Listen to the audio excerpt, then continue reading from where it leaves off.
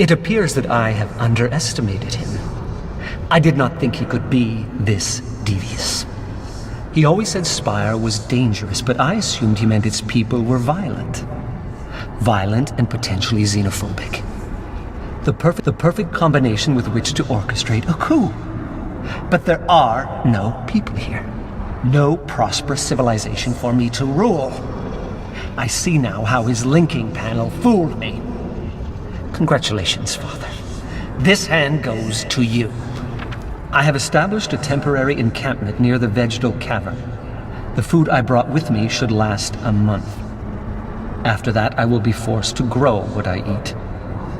The plants here are neither scrumptious nor overly abundant, but I have tasted several and find the nutrition is there. Turning now to the question of escape. I believe there may yet be a Myst linking book here.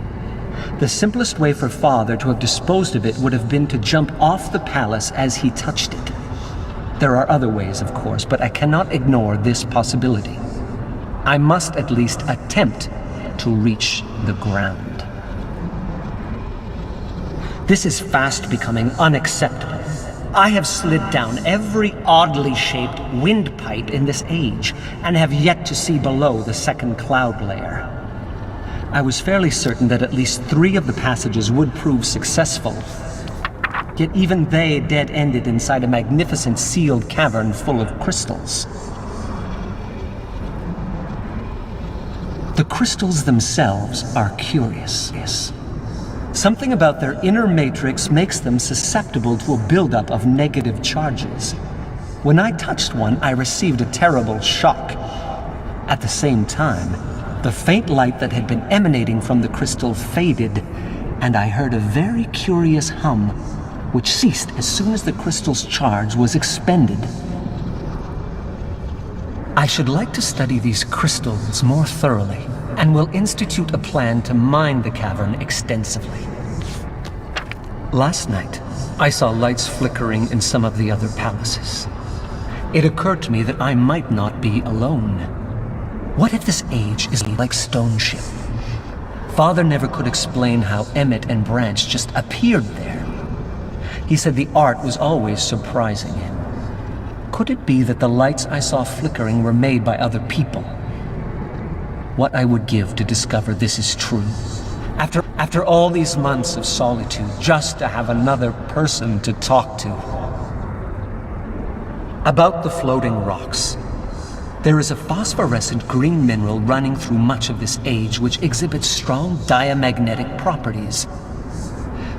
At least that is the most workable hypothesis I have devised that can explain how the rocks I see outside my garden are able to float.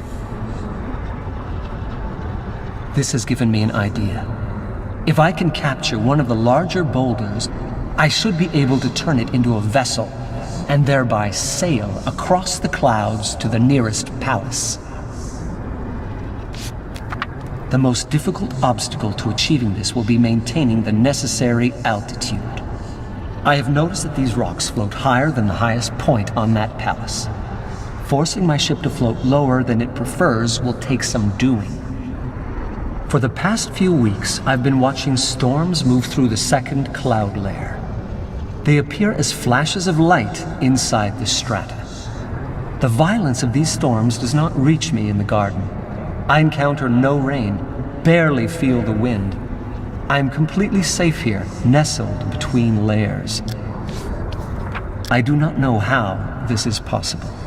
How could Father have created a world which exhibits so many scientific impossibilities? He never did explain how to write an age. He never taught Agnar or I the art. I wonder now if I should have insisted.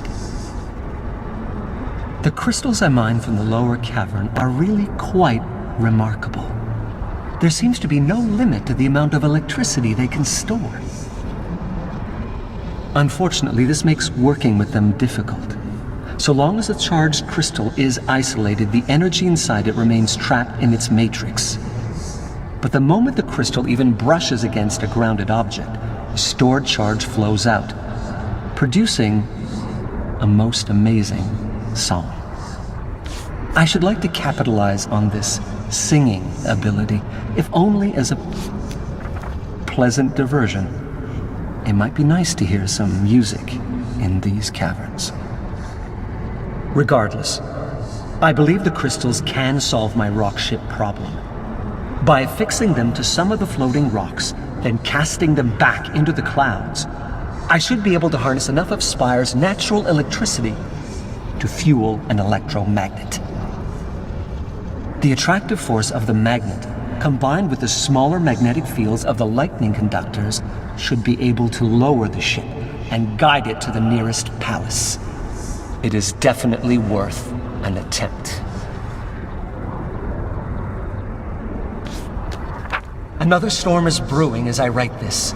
I can feel the hairs on my arms starting to rise. I'm almost crazed with anticipation, waiting to test the first conductor. My God, is this what Father felt? Every time his hand hovered above the panel of a book he'd just written? Did he feel this much excitement as he stood poised to learn of his theories and worked? Why did he never share this with me? If he had, perhaps things could have been different between us. The first conductor is glowing. Here goes nothing. No! No! No! No! No! My calculations were perfect! The ship should not have broken free. The distance between the conductors must be too great. I'm going to have to add more to the system, but if I do, the electromagnetic pull will be too strong and the ship will crash to the floor. So can I counterbalance it? Create a second electromagnet in the roof of the garden. I am going to have to start building again! And capture another rock for a ship. This mistake has set me back years! But I am close. So close to reaching the nearest palace, and from there maybe accessing the ground. I only hope the linking book still works.